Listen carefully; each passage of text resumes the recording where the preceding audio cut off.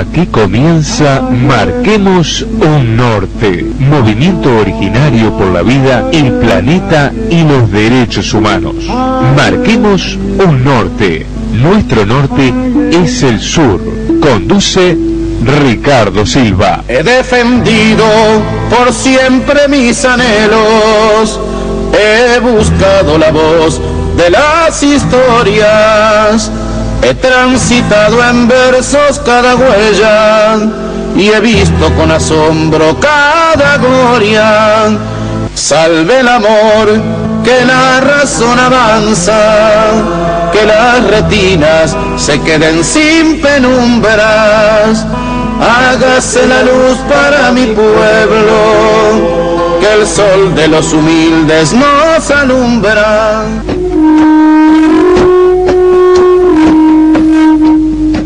El espejo es el amigo de los locos. Muy buenas noches para todos, aquí estamos nuevamente para invitarlos a que marquemos un norte con la referencia a que nuestro norte es el sur.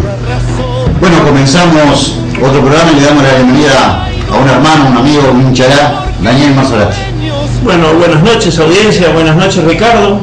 Un miércoles más para traer la opinión de los originarios, de nuestros pueblos, de nuestros hermanos. Un Conacha el domingo, algunas novedades de la semana pasada del ministro de Relaciones Exteriores, y bueno, lo comentaremos, y el fogón originario para el final del tarde. Vamos a comenzar con un audio que tenemos de una conferencia que realizó el ministro Luis Almagro sobre el tema de afrodescendientes y indígenas.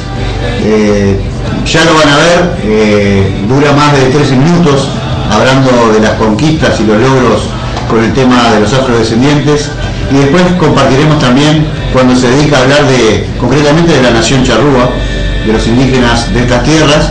Y bueno, más de 3 minutos no hay para hablar para el ministro Almagro, pero lo vamos a ir analizando mientras que los escuchemos.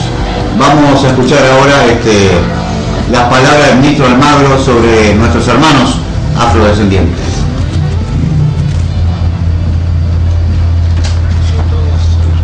Derechos humanos han estado en el centro de las políticas públicas emprendidas por el gobierno y han estado en el centro del trabajo de la Cancillería. La lógica de cada vez más derechos para cada vez más personas, eliminando cualquier base de discriminación, son instrumentos fundamentales, creemos, a la hora de generar las condiciones de igualdad, de equidad, a lo que la sociedad uruguaya debe aspirar.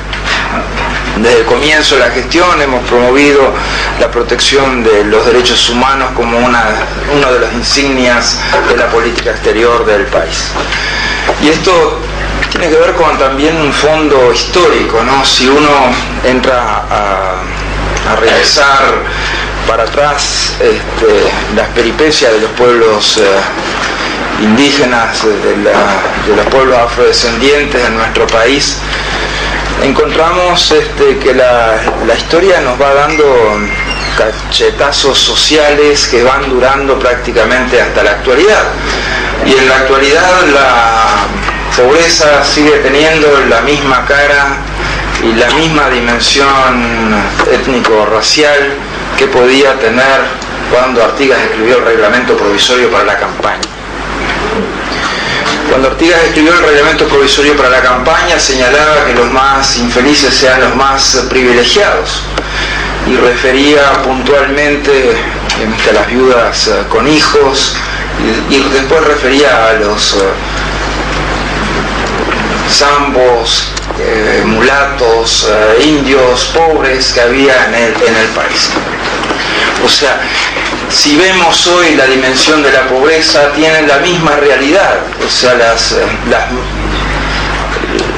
madres solteras con muchos hijos a su cargo, la afrodescendencia como un patrón de pobreza que excede con su 40% de la pobreza, el 15, 16, 20% que tiene en la representación étnica en el Uruguay. Y por lo tanto, sin perjuicio de algunas falacias que andan por ahí porque no se había hecho nunca nada mucho al respecto, y alguna de esas falacias decía que el Uruguay era una sociedad, por ejemplo, étnicamente homogénea, una extraordinaria mentira, ¿no? O sea, solamente, como decíamos, la afrodescendencia es un 15-16%, quizás más de la población del Uruguay. Me comentabas ahora, antes de comenzar esta disertación, que el 2,4% de los uruguayos reconocen como su raza predominante su origen indígena. Ni que hablar que tenemos personas de origen árabe, de origen hebreo y de origen de Europa del Este y asiático, o sea que esta sociedad tenemos que conformarla definitivamente desde un punto de vista multicultural. Y después de esa falacia de que no había discriminación y que por lo tanto durante también 180 años, 190 años de historia del Uruguay no hubo acción afirmativa, respecto a la afrodescendencia y no hubo reconocimientos de culpa y de las atrocidades que se cometieron tanto con la afrodescendencia como con los pueblos de origen indígena. Entonces, en esa lógica de trabajo, obviamente, que tuvieron todas las administraciones anteriores, hasta los gobiernos del Frente Amplio, y que fue cambiada con legislación y fue cambiada con acción afirmativa de la institucionalidad. Fue cambiada también en las dinámicas de lucha contra la pobreza y de generar las condiciones de equidad en el sistema político, el marco de trabajo de lucha contra todo tipo de discriminación. Pero encontramos que todavía queda mucha acción afirmativa por hacer, o sea, solamente para nombrar el Ministerio de Relaciones Exteriores. En el mismo, durante todos los años de existencia de vida independiente del Uruguay, nunca había habido un embajador afrodescendiente. Y definitivamente era un debe social, era andar rengo verdaderamente el ministerio. En este tiempo algo de eso hemos reparado, pero lo hemos reparado a base de acción afirmativa y de designación política, o sea, la designación del embajador Francisco Pires en la Organización Mundial del Comercio es una designación política, la designación del embajador Romero Rodríguez es una designación política. Entonces, quiere decir que el sistema no permitía, y había habido anteriormente una persona de origen afrodescendiente también que había estado 50 años en el ministerio y nunca había llegado embajador. O sea, las lógicas de trabajo y del funcionamiento del sistema dentro de la Cancillería eran claramente de discriminación, en las mismas condiciones, en la misma cantidad de años de trabajo, en las mismas evaluaciones, había unos que llegaban y otros que no llegaban, y a veces los que no llegaban tenían un signo trágico de discriminación, a veces eran mujeres o podía ser un caso de afrodescendencia como el que referimos. Entonces, creo que es importante el trabajo de coordinación institucional. El trabajo de coordinación institucional tiene que ver con cómo nos relacionamos mejor con la sociedad civil a partir del ministerio, con la sociedad civil que integran las organizaciones del mundo afro y el propio Ministerio de Relaciones Exteriores. Esto constituye la mejor perspectiva para dar seguimiento a estos temas y para tener la conciencia de este tema permanentemente presente en el trabajo de la Cancillería. Es así que el acuerdo de cooperación y coordinación que se firmó entre estas organizaciones y el Ministerio de Relaciones Exteriores para nosotros es un punto alto en la gestión y en el trabajo que venimos haciendo. La creación de la unidad étnico-racial en el año 2012 reafirma y potencia estos valores que hemos venido promoviendo en este tiempo de inclusión y participación de la población afrodescendiente. Un año antes, en el 2011, Año Internacional de las Naciones Unidas de la Afrodescendencia, el presidente Mujica no solamente se se designa el primer embajador para atender directamente la dimensión étnico-racial, sino que hace un discurso muy fuerte respecto a las responsabilidades históricas que ha tenido el país en este tema. Y eso continúa también con una participación en diversos foros vinculados a la afrodescendencia y a la diáspora africana. Estas acciones que nos unen a la diáspora africana nos llevó a Uruguay a participar en la sexta región africana, un trabajo también que hizo de seguimiento y de participación el embajador Romero Rodríguez. En el plano académico hay un trabajo permanente que se ha venido haciendo en cuanto a cursos de formación en materia de racismo y discriminación en el Ministerio de Relaciones Exteriores, concretamente en la Academia Diplomática del Instituto Artigas del Servicio Exterior. Los temas de sensibilidad en esta materia son insoslayables. A veces en la conversación normal se deslizan mucho de estos temas que hacen a la discriminación. Y es oportuno marcar conciencia al respecto y obviamente revertir las tendencias del lenguaje que pueden llevar en esa dirección. Miles de personas en el Uruguay en este tiempo han recibido formación en equidad racial. No solamente los funcionarios de la Cancillería reciben esta formación que consideramos indispensable, pero también aquellos efectivos del Uruguay que tienen que prestar trabajo, funciones en MONUSCO y MINUSTA, en Congo y en Haití, colaborando también en ese sentido con la Escuela Nacional de Policía. Del 10 al 12 de noviembre de 2011, año internacional, como dije, de la afrodescendencia para la ONU, se organizó en la ciudad de Rivera el 6º Foro Internacional de Kizomba, que fue apoyado, sponsoreado por el Ministerio de Relaciones Exteriores y otras carteras, y participaron expositores de varios países de la región. Se creó una nueva campaña de comunicación contra el racismo en esa oportunidad.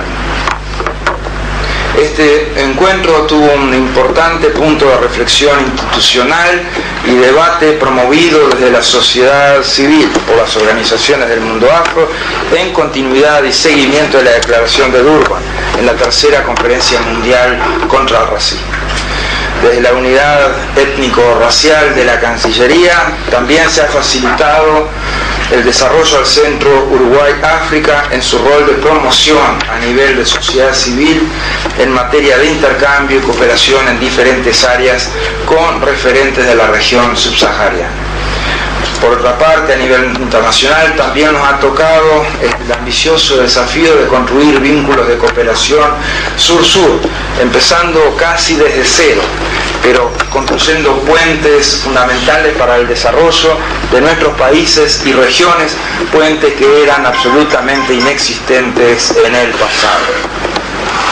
Hemos abierto una embajada en Angola, participando en la Unión Africana, en las reuniones como observadores. Promovimos acuerdos marco de cooperación bilateral en 20 países del África subsahariana. Se constituyeron en la región subsahariana las Casas Uruguay, centros para la promoción, para la cooperación e intercambio, instalados en la República Democrática del Congo, Benín, Níger, Nigeria, Mozambique y Ghana, y próximamente también en Camerún. De esta manera, aprovechando las capacidades locales, aseguramos una presencia permanente de nuestro país en esos países, y constituyéndonos prácticamente con esa presencia permanente en toda la región. Esto obviamente potencia las capacidades de intercambio en el continente africano y la proyección de la cooperación a futuro. Este año se realizaron las jornadas de capacitación con estos representantes del África subsahariana, con la presencia de nutridos grupos de participantes africanos y en un esfuerzo mancomunado del Estado y la sociedad civil. Esta iniciativa forma parte de una estrategia mayor que incluye el desarrollo de vínculos académicos, la instalación de plantas potabilizadoras y la cooperación en seguridad, agricultura y salud.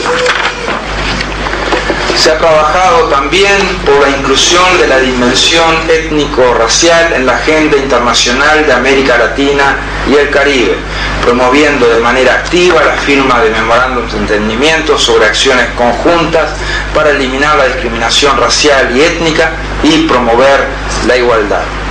Se participa en los diferentes foros regionales y multilaterales, sea UNASUR, ONU, CELAC, CEGIF, con el mismo objetivo de incluir en la agenda internacional el tema étnico-racial. En cuanto a la inclusión de la temática indígena, se ha designado una experta como consejera honoraria adscrita a la unidad étnico-racial. Con el acuerdo que firmamos el 6 de octubre entre el Ministerio y las organizaciones integrantes del Centro Uruguay-África, cerramos el ciclo iniciado en aquel foro Kizomba organizado por Mundo Afro y jerarquizamos aún más la importancia de la promoción de los derechos sociales, económicos, políticos y culturales. Mi gente sueña sencillo, un doctor cuando se enferma, un remedio para curarse. Bueno, ahí teníamos a Canciller Almagro hablando de nuestros hermanos afrodescendientes y bueno, los avances que hubo tanto dentro del país como a nivel de políticas exteriores. Vamos a hacer la primera pausa y luego seguimos compartiendo sobre esta conferencia, que hay bastante para hablar del tema.